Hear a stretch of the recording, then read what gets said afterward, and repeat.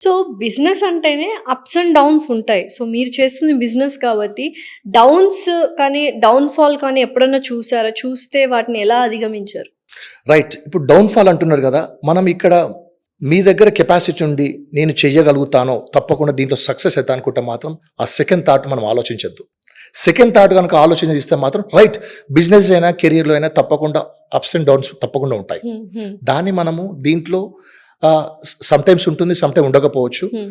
కాకపోతే మాత్రం మీరు నమ్ముకొని వస్తే మాత్రం సక్సెస్ అనేది ఇక్కడ మనకు కనిపిస్తది. ఓకే. యాహ్! సో, చాలామంది సాఫ్ట్‌వేర్ జాబ్ చేస్తానన్నారు. సో, బిజినెస్ అంటే ఇంట్రెస్ట్ అన్నారు. సో, సాఫ్ట్‌వేర్ వాళ్ళే చాలామంది ఐటీ కంపెనీస్ పెట్టారు. అటువైపు ఎళ్ళకుండా ఏంటి? అటు అసలు ఇంట్రెస్ట్ లేదా? లేకపోతే ఇక్కడ డెస్టినీ తీసుకొచ్చిందంటారా? రైట్ అండి. ఇప్పుడు సాఫ్ట్‌వేర్ కంపెనీ పెట్టాలంటే డెఫినైట్‌లీ మనీ కావాలి. డెఫినెట్‌లీ. డెఫినైట్‌లీ. హ్మ్. అండ్ జీరో ఇన్వెస్ట్‌మెంట్‌తోని మనము ఏదైనా కావాలనుకుంటే మాత్రం నేను సెలెక్ట్ చేసుకున్న బిజినెస్ డెఫినైట్‌లీ. ఎందుకంటే రూపాయి పెట్టకుండా హ్మ్. నీ థాట్స్ నమ్ముకొని, హ్మ్.